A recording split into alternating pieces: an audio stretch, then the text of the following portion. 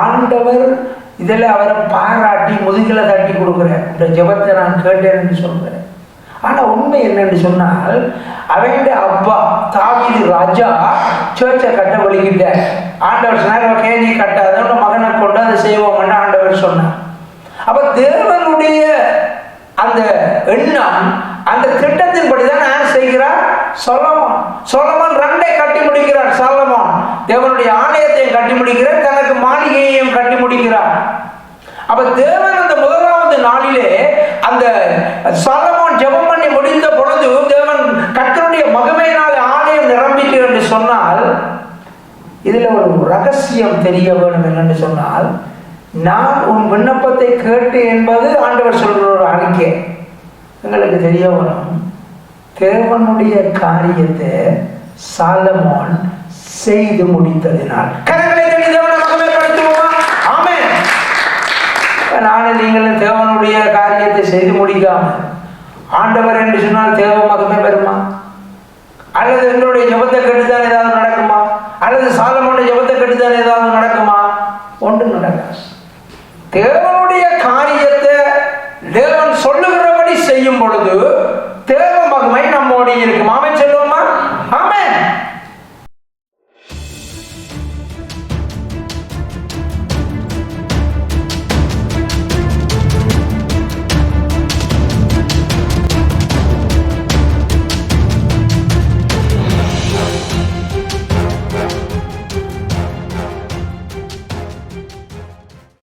நம்மளுடைய வாழ்க்கையில் இன்றியமையாத ஒரு விஷயம் ஜெபம். எல்லாரும் தான் கடவுளை நோக்கி கூப்பிடுறாங்க. நாஸ்திகன் கடவுளே இல்லை என்று சொன்னவங்களுடைய மரணத்தில் கடைசி நேரத்தில் அவங்க புலம்பி இருக்கிறதாக உலகத்தில் பல இனம் பல மொழிகளில் சான்றுகள் இருக்கின்றன. நாஸ்திகன் கடவுள் இல்லை என்று சொன்னார்கள், சாகைக்குள்ள கடைசி நேரத்தில் அவங்க கண்ட காட்சிகளை அவங்க பக்கத்தில் உள்ளார்கள் சொல்லி கதறி இருக்கிறாங்க, புலம்பி இருக்கிறாங்க. அப்ப பொதுவாக கடவுளை நம்புகிறவர்கள், இறைவனை நம்புகிறவர்கள் அந்த கடவுளிடத்தில் பிரார்த்தனை செய்கிறார்கள், விண்ணப்பங்களை செய்கிறார்கள். வேதம் அதை வலியுறுத்துகிறது, பைபிள் வலியுறுத்துகிறது. இயேசு கிறிஸ்து முன்மாதிரியாக அதற்கு இருந்திருக்கிறார். நானும் நீங்களும் அதிலே ஊக்கமாக ஜெபம் பண்ணுவதிலே கவனம் செலுத்த வேண்டும். வெளிப்பாடுகள் 8:3-4 கவனிப்போம்.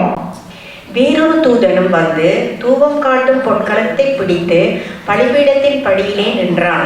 சிங்காசனத்திற்கு முன்பாக இருந்த பொற்பீடத்தின் மேல் சகல பரிசுத்தவான்களுடைய ஜெபங்களோடும் செலுத்தும்படி மிகுந்த தூப வர்க்கம் அவனுக்கு கொடுக்கப்பட்டது.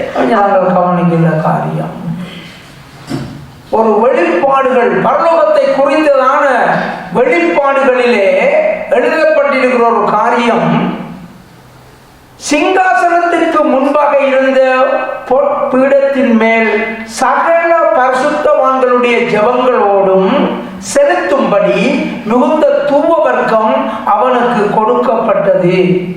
அப்படியே பரிசுத்தவான்களுடைய ஜெபங்களோடும் செலுத்தப்பட்ட தூப வர்க்கத்தின் புகையானது தூதனுடைய கையில் இருந்து தேவனுக்கு முன்பாக எழும்பிட்டு. கரங்களை தட்டி தேவனை மகிமைப்படுத்துவோமா? ஆமென். நாங்கள் ஜெபங்களை ஏறடிக்கைக்குள்ள ஆண்டவர் இந்த பக்கத்து வீட்டுக்காரன் வேலியை பிடுங்கி மதில் கட்டுறான், அதை இடிஞ்சு விழவணும், அப்படியே ஜெபிக்கிற நீங்க?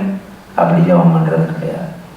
தேவனுக்கு முன்பாக ஒரு நறுமணம் மிக்கதாக ஆண்டவரதை ஆசையா முகர்ந்து பார்க்குற அளவுக்கு அந்த நறுமணம் இருக்கும். அப்படியான ஜெபங்களை நாங்கள் ஏறெடுக்கிறதுக்கு என்ன இருக்கணும்னா நல்ல இருதயம் இருக்கும். ஆண்டவருக்கு ஏற்ற இருதயம் பிரியமானவர்களாக வாழும் பொழுது நம்முடைய வாயில இருந்து வருகின்ற இந்த ஜெபங்கள் எல்லாம் மிகுந்த ஆசீர்வாதமாக இருக்கும். ஆமென் சொல்லுவோமா? ஆமென். எங்களுக்கும் ஆசீர்வாதம், பக்கத்தில் இருக்கிறவனுக்கும் ஆசீர்வாதம். எங்களுடைய பழைய வீட்டுக்கு கீழே நானும் ரெஜினாவும் கடும் மழை, எங்களுக்கு மழை பெய்வது தெரியாது, முழங்கால இருந்து நெருப்பு ஜெபம், அக்கினி ஜெபம். எங்களுடைய வீட்டுக்கு மேல் வீட்டில் இடி விழுந்ததுன்னு தெரியாது, ஆம்புலன்ஸ்கள் வந்து நிற்கிது, போலீஸ்காரன் வந்து நிற்கிறான், ஒன்றும் தெரியாது. பெல் அடித்து யாரோ சொன்னாங்க, உங்கள்கிட்ட வீட்டுக்கு மேலே இடி விழுந்திருக்கு தெரியாதாங்க. நாங்கள் சரியாக நாங்கள் ஜெபிச்ச ஜெபம் அந்த வீட்டில் அந்த ஜன்னலை உடைச்சு கொண்டு வந்து அந்த வீட்டுக்கு உள்ளே இருந்து அந்த பிள்ளையை காப்பாற்றினது. கரெக்டாக தட்டி தேவனை மகிமைப்படுத்துவோம். ஆமென். நாங்கள் கீழ் வீட்டில் ஜெபிக்கிறோம், மேல் வீட்டு ஜன்னலை உடைச்சு கொண்டு மின்னல் வந்து வீட்டு நிலத்தை அடிச்சிருக்கு. அதுக்கு கீழ் வீடு நேரம் நாங்கள் அந்த பிள்ளை தனியாக அதில் இருந்து அதனால தாய் தலையை சுற்றி விழுந்துட்டா பிள்ளை யாரும் தப்பு தான் தாயாரை கொண்டு போய் தான் ஹாஸ்பிட்டலுக்கு ஆம்புலன்ஸ் வந்தது. இப்போ நாங்கள் கீழ் வீட்டில் ஜெபம் பண்ணி கொண்டிருக்கிறோம். தேவஜனமே, என்னுடையதும் உங்களுடையதையும் ஜெபம் யாரையாவது காப்பாற்றுமா இருந்தால் அதுதான் ஒரு வெற்றிகரமான ஜெபம். ஆமென் சொல்லுமா? ஆமென்.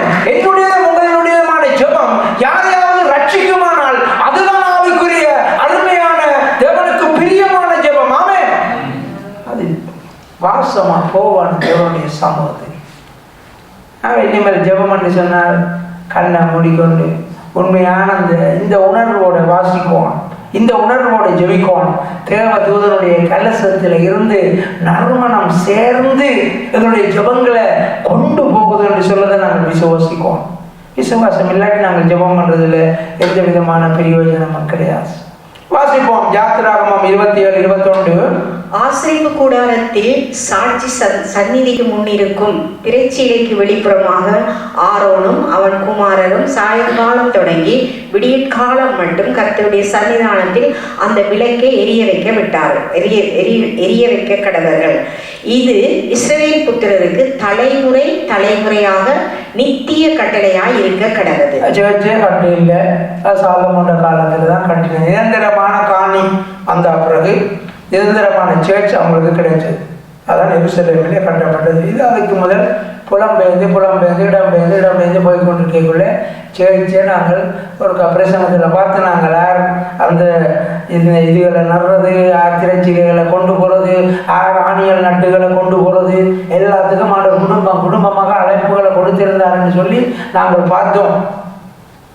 இந்த சர்ச் உண்டான நாளிலேயே ஆண்டவர் அந்த சர்ச்சுக்கு ஊழியக்காரரையும் உண்டாக்குகிறார். ஆரோனும் அவன் குமாரரும். பாருங்க, அப்ப தேவனுடைய ஒரு சன்னிதானம், ஒரு சமூகம் என்று வரைக்குள்ள அதுல ஈடுபடுறதுக்கு ஊழியர்கள் தேவை. அப்ப நானும் நீங்களும் எடுக்கின்ற ஜபங்கள் அப்படியே ஒரு காத்து மாதிரி போறது கிடையாது. அப்ப தேவதூதர்களோட இருந்து அந்த ஜபங்களை தூபங்களாக அனுப்பி வைக்கிறார்கள். இதெல்லாம் அடிப்படை விஷயங்களை சிம்பிளா நாங்கள் புரிஞ்சு கொண்டால் இந்த காரியங்களை நாங்கள் அறிஞ்சு கொண்டு இலகுவாக வாழ முடியும், தேவனுக்கு பிரியமாக வாழ முடியும். கர்த்தருடைய சன்னிதானத்தில் அந்த விளக்கை எரிய வைக்க கடவுள். ரொம்ப விளக்கு நான் சைட்டில் எக்ஸாவை போட்டு காட்டியிருக்கிறேன்.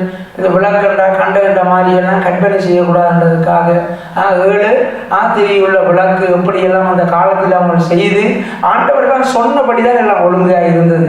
அப்போ தேவனுடைய சமூகத்தில் அது எப்படி இருந்ததுன்னு பாருங்க. நித்திய கட்டளையாய் இருக்க கடவுள். தேவனுடைய சமூகத்தில் எப்பொழுதும் அணையாத ஒரு விளக்கை ஏற்றி வையுங்கன்னு சொல்லி ஆண்டவர் அங்கே கொடுத்திருக்கிறத பார்க்கிறோம். அப்ப தேவன், மனிதர்கள், தேவனுடைய பிள்ளைகள், அதுக்கு இடையிலே பல காரியங்கள், ஒழுங்குகள் இருக்கின்றன. நானும் நீங்களும் அந்த ஒழுங்குகளுக்கு உட்பட்டுத்தான் வாழ வேண்டும். அப்பொழுதுதான் நாங்கள் தேவனுடைய பிள்ளையாக வாழ முடியும். கவனிப்போம். 2 நாளாகமம் 7:1. சாலமோன் ஜெபம் பண்ணி முடிக்கிற போது அக்கினி வானத்திலிருந்து இறங்கி சர்வாங்க தகன பலியையும் மற்ற பலிகளையும் பட்சித்தது. கர்த்தருடைய மகிமையும் ஆலயத்தை நிரப்பிற்று. அப்ப நாங்கள் இதை பார்க்கிறோம்.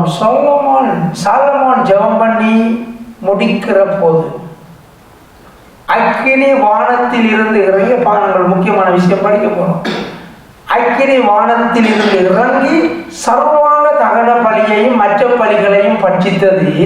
அது என்னது? அதான் அந்த மேலே போற அந்த தூவமை எல்லாம் பட்சித்தது என்றால் அப்படியே நெருப்பு வந்து அப்படியே ரச்சிய எரிச்சால் என்ன செய்யும்? அது புகை கிளம்பும். கர்த்தருடைய மகிமையும் ஆலயத்தில் நிரப்ப ஜெபம் பண்ணக்குள்ள இந்த தூபங்கள், இந்த கலசங்கள், இந்த புகை எல்லாம் ஆண்டவருடைய சமூகத்துக்கு வர சர்வாங்க தகன பலி இப்பங்களுக்கு விளங்குவோம். இதான் அந்த நடைமுறை அது இருந்தது. ஓகே. அப்ப இந்த சாலமோன் ஜெபம் பண்ணி முடிக்கிற பொழுது சர்ச்சில் பெரிய ஒரு தேவ பிரசன்னம் வந்தது என்று சொல்லித்தான் நாங்கள் பார்க்கிறோம். தேவனுடைய மகிமை ஆலயத்தை நிரப்பிட்டு என்று சொல்லி நாங்கள் பார்க்கிறோம். அப்போ ஒரு ஜெபத்தினுடைய, ஒரு உண்மையான ஜெபத்தினுடைய ஒரு மகிமை எங்களை, எங்களுடைய குடும்பத்தை, எங்களுடைய வீடு வாசல்களை, எங்களுடைய சபையை மூடவனம். ஆமே சொல்லுவோமா? ஆமே. ஒரு உண்மையான ஜெபம் தேவனுடைய சமூகத்தை, தேவனுடைய மகிமையை கீழே கொண்டு வரணும். அதான் எங்களுடைய ஜெபம். எங்களுக்கு சுருக்கமாக இருந்தாலும் சரி, ஜெபம் கருத்தாக இருக்கணும். உண்மையான அந்த தேவனோட உள்ள தொடர்போட இருக்கணும். இப்போ பிள்ளைகள் வலிக்கிட்டு கொண்டு, அம்மா சாப்பாடு ரெடியா, அது அம்மாவுடைய ஐக்கியம் இல்லை. என்னம்மா சமைச்சீங்கள், நல்ல வாசமாக இருக்கணும்னு வந்த அம்மாவோட பிள்ளைக்கு என்ன இருக்கு? ஐக்கியம் இருக்கு. அங்கே மேசையில் சாப்பாடு வச்சிருக்கு, யார புருஷனை பார்த்து. அப்போ என்ன இல்லை? புருஷனோட ஐக்கியம் இல்லை. அப்பா சாப்பாடு வச்சிருக்கு, ஓகே, தேவை ஜனமே, தேவனோட உறவு தெளிவாக, அன்பாக, தேவனோட ஒரு பிணைப்போட நானும் நீங்களும் வாழவனும். அது மகிமையை கொண்டு வரும். ஆமென் சொல்லுவோமா? அந்த ஜெபம் என்னத்தை கொண்டு வரும்? தேவ மகிமையை கொண்டு வரும். வாசிப்போம் தொடர்ந்து 7:12. கர்த்தர் இரவிலே சாலமோனுக்கு தரிசனமாகி, நான் உன் விண்ணப்பத்தை கேட்டு இந்த ஸ்தலத்தை எனக்கு பலியிடும் ஆலயமாக தெரிந்து கொண்டேன். அப்ப இங்கே ஒரு விஷயங்கள் இருக்கு. சொலமோன் ஜெபத்தை கர்த்தர் கேட்டாராம். நான் உன் விண்ணப்பத்தை கேட்டு எல்லா பலிகளும் செலுத்துகிற இடமாக இந்த இடத்தை நான் ஏற்றுக்கொள்கிறேன், ஆலயமாக தெரிந்து கொண்டேன் ஆண்டவர் சொல்றதை நாங்கள் பார்க்கிறோம். இதில் உண்மை ஒன்று தெரியும். ஆண்டவர் இதில் அவரை பாராட்டி முதுகில தட்டி கொடுக்குறேன், இந்த ஜெபத்தை நான் கேட்டேன் என்று சொல்கிறேன். ஆனால் உண்மை என்னென்று சொன்னால், அவனுடைய அப்பா தாவீது ராஜா சர்ச்சை கட்ட வலிக்கிட்டார். ஆண்டவர் சொன்னார், ஓகே நீ கட்டாத, உன் மகனை கொண்டு அதை செய்வோம் என்று ஆண்டவர் சொன்னார். அப்ப தேவனுடைய அந்த எண்ணம், அந்த திட்டத்தின்படி தான் யார் செய்கிறார்? சொலோமோன். சொலோமோன் 2 கட்டி முடிக்கிறார். சொலோமோன் தேவனுடைய ஆலயத்தையும் கட்டி முடிக்கிறார், தனக்கு மாளிகையையும் கட்டி முடிக்கிறார். அப்ப தேவன் அந்த முதலாவது நாளிலே அந்த சொலோமோன் ஜெபம் பண்ணி முடிந்த பொழுது தேவன் கர்த்தருடைய மகிமையினால் ஆலயம் நிரம்பிட்டு என்று சொன்னால், இதுல ஒரு ரகசியம் தெரிய வேண்டும் என்று சொன்னால், நான் உன் விண்ணப்பத்தை கேட்டு என்பது ஆண்டவர் சொல்ற ஒரு அறிக்கை. எங்களுக்கு தெரிய வரும், தேவனுடைய காரியத்தை சாலமோன் செய்து முடித்ததினால். கரங்களை தட்டி தேவனை மகிமைப்படுத்துவோமா? ஆமென். நானும் நீங்களும் தேவனுடைய காரியத்தை செய்து முடிக்காம ஆண்டவர் என்று சொன்னால் தேவ மகிமை பெறுமா? அல்லது எங்களுடைய ஜெபத்தை கேட்டுதான் ஏதாவது நடக்குமா? அல்லது சாலமோனுடைய ஜெபத்தை கேட்டுதான் ஏதாவது நடக்குமா? ஒன்றும் நடக்காது. தேவனுடைய காரியத்தை தேவன் சொல்லுகிறபடி செய்யும் பொழுது தேவ மகிமை நம்மோடு இருக்கும். ஆமென் சொல்லுவோமா? ஆமென். நம்முடைய வாழ்க்கையில அந்த அந்த விஷயம் இருக்கும், அந்த நாலேஜ், அந்த அறிவு இருக்கும். இந்த சத்தியத்தை குறித்ததான காரியங்களை கற்றுக்கொள்ளும் பொழுது அது இலகுவாகும். அப்ப ஆண்டவர் சொல்லுகிறார், அப்படி நான் விண்ணப்பத்தை கேட்டுப்படி செய்தேன் என்று.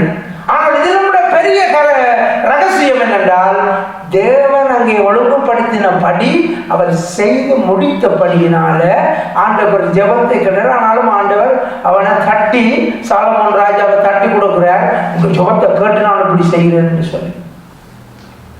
அவர் ரெண்டும் நடக்கிறது. தேவனுடைய சித்தமும் செய்ய வேணும், அதே மாதிரி தேவனிடத்தில் ஜெபம் பண்ணவும் வேணும். ஆமென் சொல்லுவோமா? ஆமென். நாங்கள் தேவனுக்கு பிரியமாய் வாழ்கிறதிலே கவனம் செலுத்துவோம். வாசிப்போம் 15-16 வசனங்களை. இந்த ஸ்தலத்திலே செய்யப்படும் ஜெபத்திற்கு என் கண்கள் திறந்தவைகளும் என் செவிகள் கவனிக்கிறவர்களுமாய் இருக்கும். என் நாமம் இந்த ஆலயத்தில் என்றென்றைக்கும் இருக்கும்படி நான் அதை தெரிந்து கொண்டு பரிசுத்தப்படுத்தினேன். என் கண்களும் என் இருதயமும் எந்நாளும் இங்கே இருக்கும். அப்போ ஒன்று தெரியும், தேவனுக்கு சித்தமானது, தேவன் தரிசனத்தை கொடுத்து செய்கின்ற ஊழியங்கள், தேவன் எனக்கு உங்களுக்கும் கொடுக்கின்ற அழைப்புகள், தேவனுடைய சித்தம், இந்த காரியங்களோட நாங்கள் இணைந்திருக்கும் பொழுது எப்பொழுதும் தேவனுடைய கண்கள் திறந்தவைகளும் தேவனுடைய செவிகள் கவனிக்கிறவைகளுமாய் இருந்து கர்த்தருடைய மகிமையினாலே ஆண்டவர் நிரப்பிக்கொண்டு கொண்டே இருப்பார். ஆமென் சொல்லுவோமா? அதனால நீங்களும் தவறான இடங்களுக்கு அலைஞ்சு தெரியக்கூடாது. கர்த்தருடைய தரிசனம் இல்லாத, கர்த்தருக்கு சித்தம் இல்லாத காரியங்களில் நான் ஈடுபட்டுட்டு கர்த்தர் அந்த ஜெபத்தை கேட்கல என்று சொல்லக்கூடாது. இதில் நாங்கள் பார்க்கின்ற காரியம், தேவன் சொலொமோனை தட்டி கொடுக்கிறார், நான் விண்ணப்பத்தை கேட்டு என்று சொல்லுகிறார்.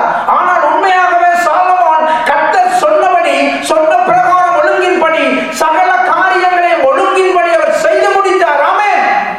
எல்லா வளங்களையும் கொண்டு கர்த்தருக்கு ஆலயத்தை கட்டுவித்தார். அதனால் தான் அங்கே தேவனுடைய மகிமை இருக்கு. ஆண்டவர் செய்கின்ற காரியங்கள் இதுதான். நானும் நீங்களும் சரியான ஒரு ஊழியங்களை செய்வதிலே கவனம் செலுத்த வேண்டும், ஜாக்கிரதையாக இருக்க வேண்டும். கவனிப்போம். 2 நாளாகமம் 19:20.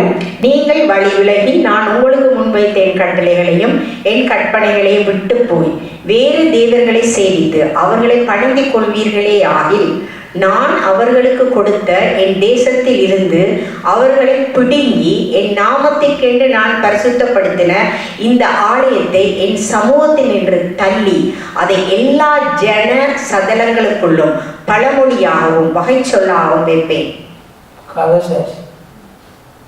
சேர்ச்சில் கர்த்தருடைய மகிமை இறங்கினது 7ஆம் அதிகாரம். 7ஆம் அதிகாரத்திலேயே சொன்னாச்சு, கர்த்தருடைய மகிமை இறங்கி எல்லாரும் முகம் குப்புற விழுந்தார்கள். எல்லாம் கிடக்கு. அதுக்கு எத்தனை பாட்டுகள், எத்தனை ஜபங்கள், எத்தனை 1000 பிரசங்கங்கள்.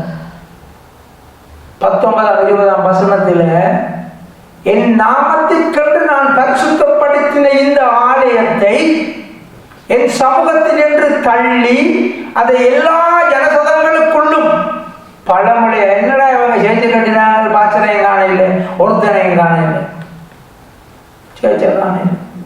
இயேசு கிறிஸ்துவனுடைய காலத்தில் இயேசு கிறிஸ்து சேர்த்து அலைஞ்சவரா? இயேசு கிறிஸ்துன்னா இதில் ஒரு பிரயோசனம் இல்லை. தேவன் இல்லாத சேர்ச்சி என்ன பிரயோசனம்? கடைசியாக எல்லாம் இடிச்சு தரமட்டமாகி இன்று வரை ஜெருசலேமில் சேர்ச்சி இல்லை. பாருங்க.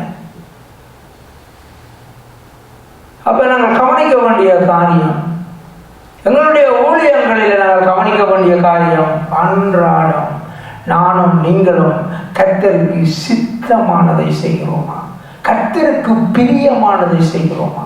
அப்ப தேவனுடைய மகிமையினாலே நிரம்பி உலகம் முழுக்க கதைக்கப்பட்ட கதை சொலொமோனின் ஜெபம் முடிந்த பிறகு இப்படி ஒரு பெரிய காரியம் நடந்தது. எல்லாரும் கதைத்தார்கள். இவர்களுக்குள்ளே ஒரு பெருமை. அதனால இங்க சொல்ற பழமொழியாக வைப்பேன். எங்கடா இந்த சேச்சையங்கானையில் ஒருத்தனையும் காணையில் என்று சொல்றாங்க. பாருங்க, எங்க தேவனுடைய மகிமை வந்தது? அந்த காலத்தில் தேவனுடைய மகிமை வந்தது ஏன் இல்லாமல் போனது? என்னையும் உங்களையும் நம்பியல்லவா ஆண்டவர் இறங்குகிறார். ஆனால் அந்த மகிமையை இல்லாமல் செய்கிறது நானும் நீங்களும் அல்லவா? அதனாலே நானும் நீங்களும் இன்னும் அதிகமாக தேவனை நேசிப்பதிலும் அவருடைய காரியங்களை கற்றுக்கொள்வதிலும் நாங்கள் கவனம் செலுத்த வேண்டும். பாருங்கள், இல்லாமல் போயிட்டு ஆண்டவர் தனக்கென்று ஏற்படுத்தின காரியம், இப்பலிகளை செலுத்தும்படி நான் தெரிந்து கொண்ட ஆலயம் என்று சொன்ன காரியம். ஆனால் இந்த ஸ்தலத்திலே செய்யப்படுகின்ற ஜெபங்கள் எல்லாவற்றையும் பார்ப்பேன், கவனிப்பேன் என்று சொன்னவர். ஆனால் இது உண்மையாக நடந்து முடிஞ்சதா இல்லையா? நடந்து முடிஞ்சு. சொன்னார், நீங்கள் என்ன விட்டுட்டு நீங்க போனீங்கள் என்றால் எல்லாம் போச்சுட்டார். அது மாதிரி உண்மையாகவே போயிட்டு. வாசிப்போம் தொடர்ந்து. லூக்கா 1:10. தூபம் காட்டுகிற வேளையிலே ஜனங்கள் எல்லாரும் கூட்டமாய் வெளியே ஜெபம் பண்ணி கொண்டு இருந்தார்கள். கூட்டமாக இப்ப பாருங்க, யார் தூபம் காட்டுறார்? என்னண்டு சக்கரியாஸ். யாரது? யோவான் சானந்த அப்பா. ஓகே, அவருக்கு தூபம் காட்டுற ஆசாரியன் தூபம் காட்டைக்குள்ள ஜனங்கள் அதுக்குள்ள போயிடலாம். அப்போ அவங்க எல்லாரும் என்ன செய்யறாங்க? வெளியில நின்று என்ன செய்து கொண்டிருந்தாங்க? ஜெபம் பண்ணி கொண்டிருந்தாங்க. அப்ப ஊழியக்காரனுடைய தூபங்களோட என்னவும் சேர்ந்து போகுது, மேல ஜெபங்களும் சேர்ந்து போகுது. அப்ப 2 கிரியைகளும் நடக்கிறது. ஆண்டவருக்கு பிரியமான சர்வாங்க தகன பலியாக ரோமர் 12 சொல்லப்பட்டது போல நாங்கள் எங்களை ஜீவ பலியாக ஒப்பு கொடுக்கிறவர்களாக இருக்கோம். அதோட சபையினுடைய ஜெபங்களும் சேர்ந்து தேவ சமூகத்திலே தேவன் விரும்பி முகர்ந்து பார்க்கின்ற அளவுக்கு அந்த ஊழியங்கள், அந்த காரியங்கள் இருக்க வேண்டும். ஆமென் சொல்லுவோமா? ஆமென். இதுதான் அந்த ஆண்டவருக்கு பிரியமான ஒரு காரியம். புதிய ஏற்பாட்டில் இது நடக்கிறது. தூபம் காட்டைக்குள்ள வெளியிலிருந்து ஜனங்கள் ஜெபம் பண்ணிக்கணும். அப்போ எங்களுடைய சபையில் உள்ள ஒவ்வொரு பிள்ளைகளும் ஜெபம் பண்ணுறதை அதிகரிக்க வேணும். ஆமென் சொல்லுவோமா? அதிகரிங்க. இந்த 7:30 வராத நீங்கள் வீட்டில் எப்படி ஜெபிக்கிறீங்கன்னு எனக்கு தெரியல. மற்றது நாங்கள் உண்மையான ஜெபம் நாங்கள் பார்த்த மாதிரி கர்த்தருடைய மகிமையை கொண்டு வரோம். நாங்கள் ஜெபம் பண்ணி ஒளிம்பி விரைக்க பிள்ளைகள் பார்த்துட்டு பேயும் பிசாசும் மந்திரிகள் ஓடக்கூடாது, பயந்து போய். அம்மா நீங்க எல்லாம் வடிவா இருக்கிறீங்களா, அப்பா நீங்க உங்களோட முகம் எல்லாம் பிரகாசிக்குதுன்னு சொல்லுவோம். ஆமென் சொல்லுவோமா? ஆமென். உற்சாகமா சொல்லுங்க ஆமென். அதுதான் உண்மையான ஜெபம். ஜெபம் பண்ணி நாங்கள் எழும்பி வந்தால் இந்த முகம் பிரகாசிக்கும். ஆமென். கர்த்தரை பார்த்தவர் நோக்கி பார்த்தவர்கள் அவருடைய முகங்கள் பிரகாசித்தன. ஆமென். எங்களை பார்த்து சொல்லுவோம் டிஃபரண்ட், வித்தியாசமா இருக்கிறதுன்னு சொல்லுவோம். எங்களுடைய முகங்கள் சாவு கொப்பு கொடுத்தவர்கள் போல இல்லாமல் கர்த்தருடைய மகிமையினாலே நிரப்பினவர்களாக நிரப்பப்பட்டவர்களாக இருக்கணும். ஆமென். இந்த மகிமை எப்படி வருகிறது? தேவனுக்கு பிரியமான காரியங்களை செய்து கொண்டு, தேவனுடைய சித்தத்தை செய்து கொண்டு, தேவ சமூகத்திலே நாங்கள் ஜெபம் பண்ணும் பொழுது ஆண்டவர் இந்த காரியங்களை செய்கிறார். ஆமென். கர்த்தருடைய மகிமை இறங்கி வரும், கடந்து வரும். ஆனால் அந்த ஆலயத்திலே அந்த மகிமை இல்லாமல் போய்விட்டது. காரணம், காலம் போக போக அங்கே நான் பெரியாள் நீ பெரியாள் என்று சண்டை பிடிச்சு அவங்களுக்குள்ள கர்த்தருடைய காரியங்களை செய்கிறத கவனிச்சு தீர்க்க தரிசனங்களை கவனிக்க மறந்து கர்த்தருடைய காரியங்களை செய்கிறத கவனிக்காம என்ன செய்தாங்க? அவங்க சட்டங்களை கண்டுபிடிச்சு சட்டங்களில கவனம் செலுத்தினாங்க. நீ அப்படி செய்தா அப்படி செய்யணும், அப்படி செய்தா அப்படி செய்யணும். 6 மாடுகளுக்கு எல்லாம் விலை பேசி டேக்ஸ் எல்லாம் வச்சு வியாபாரம் செய்து எல்லாம் ஆலயம் நாசமா போச்சு. கர்த்தர் எவ்வளவு கவலைப்படுவார் பிரியமானவர்களே. தேவஜனமே, எங்களுடைய வாழ்க்கையிலே நானும் நீங்களும் ஆண்டவர் வாழ்கின்ற இந்த ஆலயத்தை, எங்களுடைய சொந்த சரீரங்களை நாங்கள் ஒருவரும் ஆலயம், நாங்கள் ஆண்டவர் வாசம் பண்ணுகிறவராக இருக்கும்படி வாழும்படி ஆவியானவர் அழைக்கிறார். கவனிப்போம். அப்போஸ்தலர் 6:6. இந்த யோசனை சபையார் எல்லாருக்கும் பிரியமா இருந்து அப்பொழுது விசுவாசமும் பரிசுத்த ஆவியும் நிறைந்தவனாகிய ஸ்தேவானையும் பிலிப்பையும் பிரோகோரையும்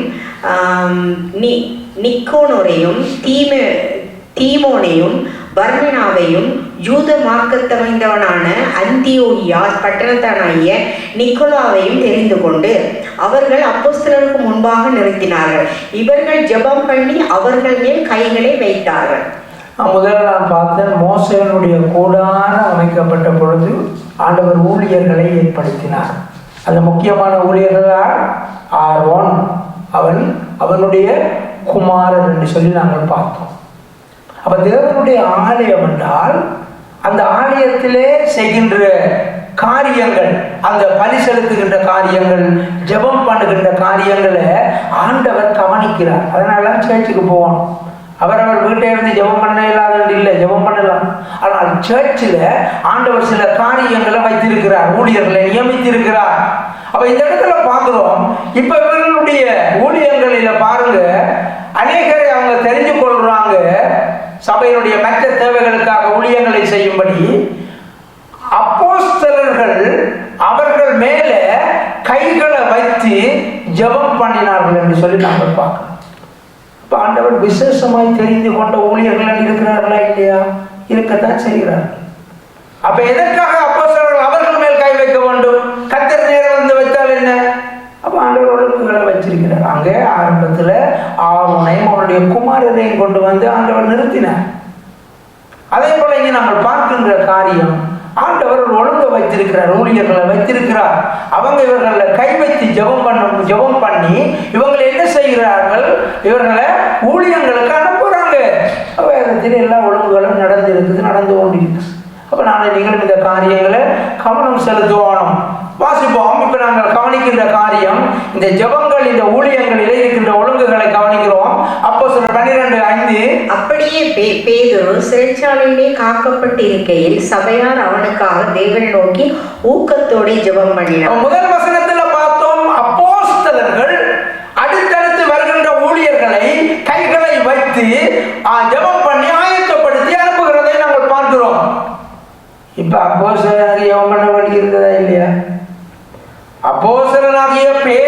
ரட்சிப்புக்காக சபையார் ஜெபித்தார்களா இல்லையா? ஜெபித்தார்கள். ஆமென். கரங்களை தட்டி தேவனை மகிமைப்படுத்துவோம். ஆமென். அந்த ஜெபத்தை பாருங்க. இந்த காரியத்தை செய்து அந்த காரியத்தை செய்து அப்போஸ்தலர்கள் எல்லாம் ஜெபம் பண்ணணும் எண்ணி இருக்கிறது. பிறகு நாங்கள் பார்க்கிறோம் சபையோர் ஜெபம் பண்ணினார்கள் என்று இருக்கிறது. இப்ப ஜெபத்தை கேட்கிறவர் தேவன். ஆனால் இந்த இடத்துல நாங்கள் எல்லாத்தையும் கவனிப்போம். அப்போஸ்தலர் மட்டும்தான் மெட்டாக்களுக்கு ஜெபம் பண்ண வேணும் என்று கிடையாது. அவங்களும் ஊழியர்களுக்காக ஜெபம் பண்ண வேணும் என்றதை நாங்கள் பார்க்கணும். விடுதலை ஊழியர்களை செய்யணும், விடுதலையோட ஊழியர்களை செய்யணும். அவர் சிறையில் இருக்கிறார். அது மாதிரி ஊழியர்களும் கட்டப்பட்டிருக்கலாம், பாவத்தில் கட்டப்பட்டிருக்கலாம், பலவீனத்தில் கட்டப்பட்டிருக்கலாம், நோயில் கட்டப்பட்டிருக்கலாம், ஏதாவது அடிமைத்தனத்தில் கட்டப்பட்டிருக்கலாம். அப்போ நாங்கள் எல்லாரும் ஜெபம் பண்ணோம். அது மாதிரி தான் இங்கே பேதுருவினுடைய விடுதலைக்காக ஜெபித்தார்கள். அங்கே அவர் விடுதலை நடந்தது. யோவான் 9:31-32 கவனிப்போம். பாவிகளுக்கு தேவன் செவி கொடுக்கிறது இல்லை என்று அறிந்திருக்கிறோம். ஒருவன் தேவ பக்தி உள்ளவனாய் இருந்து அவருக்கு சித்தமானதை செய்தால் அவனுக்கு செவி கொடுப்பார். பிறவி குருடனுடைய கண்களை ஒருவன் திறந்தான் என்று உலகம் உண்டானது முதல் கேள்விப்பட்டதில்லையா? ஒருவன் பார்வையற்றவனுக்கு இயேசு கிறிஸ்து சுகம் கொடுக்கிறார். கண்ணில சேர பூசி சொல்றார். சீலோவான் குளத்தில் போய் கழுவண்டு சொல்றார். அவனும் கல்படிஞ்சு போய் சீலோவான் குளத்தில் போய் கழுவினான். சுகம் பார்வை கிடைச்சது. நாங்கள் அங்கே அவங்க இத்தனை பேர் ஒவ்வொரு நாளும் முகமே கழுவி இருப்பான் அந்த பார்வையற்றவன். ஆனால் அன்று இயேசு கிறிஸ்து சொல்லி போய் கழுவுகிறான், பார்வை கிடைத்தது. இப்போ அங்கே உள்ள பிரச்சனை ஓய்வு நாளில் குணமாக்கினார். ஓய்வு நாளில் இயேசு கிறிஸ்து குணமாக்கினார் என்றதான் பிரச்சனை. அப்போ இந்த இடத்துல நாங்கள் பார்க்குறோம், அவன் பெற்றோரிடத்தில் கேட்குறாங்கள, குருடனாக இருந்து பார்வை பெற்றோருடைய பெற்றோர்கிட்ட யார் சுகம் கொடுத்தது? அவங்க சொல்லிட்டாங்க அவர் வளர்ந்துட்டார், அவனையே கேளுங்க. ஏன்னா இப்போ ஜூதர்கள்ட்ட தப்புறதுக்காக சொல்லுகிறான். அப்போ இந்த இடத்துல அவன்கிட்டயே ஒரு நாள் கண்டு கேட்குறாங்க, இங்கே வா என்ன நடந்ததுன்னு சொல்லனா விளங்கப்படுத்துறான். அப்போ அவன் சொல்றான், பாவிகளுக்கு தேவன் செவி கொடுக்கிறது இல்லை என்று அறிந்திருக்கிறோம். அப்ப யூதர்களுடைய பார்வையில 2 பாவிகள் இருக்கிறார்கள். ஆறுண்டால் ஒன்று பார்வையற்றவன், படுபாவி. அவங்களுடைய பார்வையில பயங்கர சாபம். அதுதான் கூன் குருடு செவிடா பிறக்கிறாங்க என்றது அவங்களுடைய நம்பிக்கை. அப்ப அவங்க பயங்கர பாவியா இருக்கிறதா இந்த குருடன். ஆனால் இவங்களுக்கு இயேசு கிறிஸ்துவை இவர் இந்த பார்வை பெற்றவன் இயேசு கிறிஸ்துவை பற்றி சொல்லுகிறான். எப்படி என்றால், பாவிகளுக்கு தேவன் செவி கொடுக்கிறது இல்லை என்று அறிந்திருக்கிறோம். ஒருவன் தேவ பக்தி உள்ளவனாய் இருந்து அவருக்கு சித்தமானதை, கரங்களை தட்டி தேவனை மகிமைப்படுத்துவோம். ஆமென். அவருக்கு சித்தமானதை செய்தால் அவனுக்கு தேவன் செவி கொடுப்பார். ஆமென். அப்ப அதை பற்றி யாரை பற்றி சொல்றாரு? இயேசுவை பற்றி. இயேசு பாவிஇந்த ஜபத்தை தேவன் கேட்க மாட்டார். ஆனால் இயேசுவின் ஜபத்தை கேட்டு எனக்கு பார்வை இருக்கிறாரு. அதான் அந்த விளக்கம். அப்ப இயேசு பரிசுத்தவான், நீதிமான், மெசியா என்பதை இவர் அறிக்கை பண்ணுகிறார், அவங்களுக்கு விளங்கப்படுத்துகிறார். தேவன் பாவிந்த ஜபத்தை கேட்க மாட்டாரு என்று சொல்லி அவன் பார்வை பெற்றவன் விளங்கப்படுத்துகிறதை நாங்கள் பார்க்கணும். அப்போ ஒரு அற்புதம் நடக்கிறது, ஒரு மிராக்கிள் நடக்கிறதுக்கு நானும் நீங்களும் பக்தி உள்ளவர்களால் மாத்திரம் இருந்து பிரயோஜனம் இல்லை. தேவனுக்கு சித்தமானதை செய்யணும். ஆமென். அப்ப என்ன செய்யணும்? கட்டடிக்காம ஞாயிற்றுக்கிழமை சேர்ச்சுக்கு வர வேணும். வெறும் தேவபக்தி தேவபக்திகளோடு திரிஞ்சு பிரயோசனம் கிடையாது. அவருக்கு சித்தமானதை செய்தால் அவனுக்கு செவி கொடுப்பார். அப்ப ஜெபத்தில் உள்ள விஷயங்கள் இருக்குது, சின்ன சின்ன விஷயங்கள். ஆனாலும் ஆண்டவருடைய காரியங்கள், இதை 32ஆம் வசனம், பிறவிக்குண்டனுடைய கண்களை ஒருவன் திறந்தான் என்று உலகம் உண்டானது முதல் கேள்விப்பட்டதில்லை. ஒரு நாள் நடக்காத ஒரு விஷயத்தை நடந்திருக்குன்னு சொல்லி அவங்களுக்கு சொல்றேன். பரிசேயர்களுக்கும் அந்த யூத ஜனங்களுக்கும் அவன் விளக்கப்படுத்துகிறத நாங்கள் பார்க்கிறோம். அப்போ எங்களுடைய வாழ்க்கையில் தெரியணும். சொல்ல போன ஆண்டவர் தட்டி கொடுக்குறார், நம்முடைய ஜெபத்தை கேட்டுப்படி செய்தேன்னு சொன்னார், அது உண்மை. ஆனால் இன்றைக்கு எனக்கும் உங்களுக்கும் சத்தியத்தை ஆவியானவர் விளங்கப்படுத்துகிறார். எப்படி என்றால், தேவனுக்கு சித்தமானதையும் பிரியமானதையும் அவன் செய்து முடித்தபடினாலே அவனுடைய ஜெபத்தை ஆண்டவர் கேட்டு இறங்கி வந்தார் என்று சொல்லி நாங்கள் பார்க்கிறோம். இந்த இடத்துல இந்த யூதர்களுக்கு பரிசேயர்களுக்கு அவன் விளங்கப்படுத்துகிற காரியம், பாவிகளுக்கு தேவன் செவி கொடுப்பது இல்லை. அப்படி என்றால் இவர் நீதிமான் என்று சொல்லி அவர் சொல்லுகிறத பார்க்கிறோம். நானும் நீங்களும் தேவனுக்கு சித்தமானதை, தேவ பக்தி உள்ளவர்களாக இருந்து சித்தமானதை செய்யும் பொழுது நிச்சயமாய் இவருடைய ஜெபங்களுக்கு பதில் உண்டு. கவனிப்போம். யோவான் 9:33-34. அவர் தேவனிடத்தில் இருந்து வராதிருந்தால் ஒன்றும் செய்ய மாட்டாரே என்றான். அவர்கள் அவனுக்கு பிரதி உத்தரமாக, முழுவதும் பாவத்தில் பிறந்த நீ எங்களுக்கு போதிக்கிறாயோ என்று சொல்லி அவனை புறம்பே தள்ளிவிட்டார்கள். அப்ப பாருங்க, இவனை என்னன்னு சொல்றாங்க? பாவி என்று சொல்றாங்க. குருடனா இருந்து பார்வை பெற்றுட்டான். இப்ப அவனை என்னன்னு சொல்றாங்க? நீ எங்களுக்கு போதிக்கிறியா? முழுவதும் பாவத்தில் பிறந்த நீ.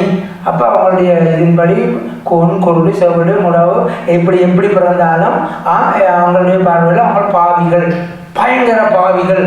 அப்படி அதனால அவங்களுக்கு அப்படி நடந்ததுன்னு சொல்லி சொல்றாங்க அவங்க. அப்ப இங்க பாருங்க, இந்த பாவியினுடைய ஜெபத்தை தேவன் கேட்கிறது இல்லை என்றால் இவனுடைய ஜெபத்தை கேட்டு இயேசு எப்படி சுகம் கொடுத்தார்? அவன் சொல்லுகிற மாதிரி இயேசுனுடைய ஜெபத்தை கேட்டு தேவன் எப்படி கட்டளை விட்டான்? அப்ப இன்னுள்ள காரியம் தான், நாங்கள் தேவனுக்கு சித்தமானதை செய்யும் பொழுது ஆண்டவர்களுடைய ஜெபத்தை கேட்பார். இந்த இடத்துல பார்ப்போம், பாவியாக இருக்கிற நம்முடைய வாழ்க்கையிலே பிதாவானவரிடத்திலே ஜெபம் செல்ல வேண்டுமா இருந்தால் மாம்சமான யாருடைய ஜெபத்தையும் கேட்கிறவர் எழுதப்பட்டிருக்கிறது. பிதாவினிடத்திலே ஜெபம் சென்றடைய வேண்டுமா இருந்தால் இயேசு கிறிஸ்து பாவிகளாய் இருந்த எங்களை என்னவே மாற்றுகிறார்? நீதிமானாக மாற்றுகிறார். மாற்றி எங்களை என்ன செய்கிறார்? பிதாவினிடத்திலே நாங்கள் ஜெபிக்கத்தக்கவர்களாக தகுதியை தருகின்றார். ஆமென் சொல்லுவோமா? ஆமென். இயேசு கிறிஸ்து நடுவில் நிற்கிறார். வசனம் ஒன்றை பார்ப்போமா? வாசிப்போம். எபிரேயர் 7:24-25. இவரோ என்றென்றைக்கும் நிலைத்திருக்கிறபடியினாலே மாறி போகாத ஆசாரிய தத்துவம் உள்ளவராய் இருக்கிறார். மேலும் தமது மூலமாய் தேவனிடத்தில் சேருகிறவர்களுக்காக வேண்டுதல் செய்யும்படிக்கு அவர் எப்பொழுதும் உயிரோடு இருக்கிறவராகையால் அவர்கள் முற்று முடிய ரட்சிக்க வல்லவருமாயிருக்கிறார். இவரோ என்றைக்கு நிலைத்திருக்கிறபடியினாலே மாறி போகாத ஆசாரியத்துவம் உள்ளவர். இயேசு கிறிஸ்து ஒரு சரியான பாஸ்டர், மெயின் பாஸ்டர், மேய்ப்பர், அப்படிப்பட்ட ஷெப்பர்ட். அவர் எப்படிப்பட்டவராக இருக்கிறார்? அவர் மாற மாட்டார், பரிசுத்தம் உள்ள தேவன். அப்போ சர்ச்சில் ஆண்டவர் என்ன செய்தார்? ஊழியக்காரர்களை நியமிக்கிறார்னு சொல்லி நாங்கள் பார்த்தோம். ஊழியக்காரர்களுக்கு ஜெபத்துக்கு சம்பந்தம் இருக்குதா? சம்பந்தம் இருக்கிறது. அவங்க பலிகளை செலுத்தவனும். அந்த ஊழியக்காரன் சக்கரியாஸ் தூபம் காட்டும் பொழுது ஜனங்கள் எல்லாரும் வழியில இருந்து என்ன செய்ய, ஜெபங்கள் எல்லாம் எண்ணத்தோடு சேர்ந்து போச்சது மேல தேவனுடைய சமூகத்துக்கு போச்சு. அப்ப ஊழியக்காரர்களுக்கு முக்கியமான பணிகள் இருக்கிறது. உங்களுடைய ஜெபங்கள் எல்லாம் பரலோகம் போகணுமா இருந்தால் ஊழியர்கள் எல்லாரும் தேவ சித்தத்தை செய்கிறவர்களாக இருக்க வேண்டும். அடுத்தது நாங்கள் பார்க்கிறோம், மேலும் தமது மூலமாய் தேவனிடத்தில் சேர்க்கிறவர்களுக்காக வேண்டுதல் செய்யும்படிக்கு. அப்ப இயேசு கிறிஸ்து யாருக்கு உதவி செய்கிறார் என்றால் தமது மூலமாய் தேவனிடத்தில் சேர்க்கிறவர்களுக்காக, இயேசு கிறிஸ்துவிடத்தில் வருகிறவர்களுக்காக அவர் பிதாவிடத்தில் வேண்டுதல் பண்ணுவார். ஆமென் சொல்லுவோமா? இப்ப நானும் நீங்களும் சபைக்கு வந்திருக்கிறோம். இயேசுவை அறியாமல் சபைக்கு வர முடியாது. இயேசுவினுடையதுதான் சபை. அதனால இயேசு கிறிஸ்துவிடத்தில் சேர்க்கிற எல்லாருடைய ஜெபத்துக்கு பதில் இருக்கிறதா? இல்லையா? இருக்கிறது. அவர் எப்பொழுதும் உயிரோடு இருக்கிறவராகியால் கரங்களை தட்டி இயேசுவை மகிமைப்படுத்துவோம். ஆமென். நான் நீங்களும் கதைக்கிறது பேசுறது இல்லை, அவருக்கு கேட்கும். ஜீவன் உள்ள தெய்வம் அவர். அவர்களை முற்றுமுடிய ரட்சிக்க வல்லவராயிருக்கிற ஜெபத்தை கேட்டங்களை தூக்கி எடுப்பார். என்ன சிக்கல், என்ன பிரச்சனை, என்ன வேதனை, என்ன கண்ணீர், என்னவா இருந்தாலும் இயேசு கிறிஸ்துவால் என்னை உங்களை என்ன செய்ய முடியும்? தூக்கி எடுக்க முடியும். ஆமென் சொல்லுவோமா? ஆமென். எல்லாரும் விழுந்து நிற்போம் ஆண்டவருடைய சமூகத்திலே.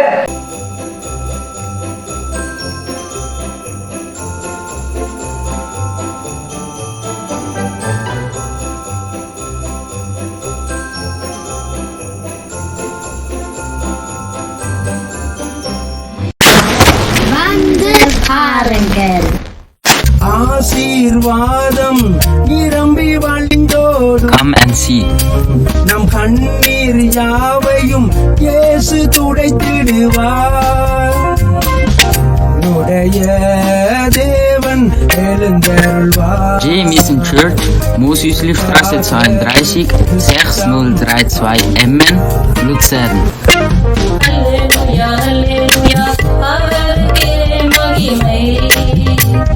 Halleluja, Halleluja, அவருக்கே கனம். Halleluja, Halleluja, அவருக்கே துதிகள். Halleluja, Halleluja, அவருக்கே புகழ்ச்சி. உடைய தேவன் எழுந்தருள்வார். எனக்காக யுத்தம் பண்ணுவார். உடைய தேவன் எழுந்தருள்வார். எனக்காக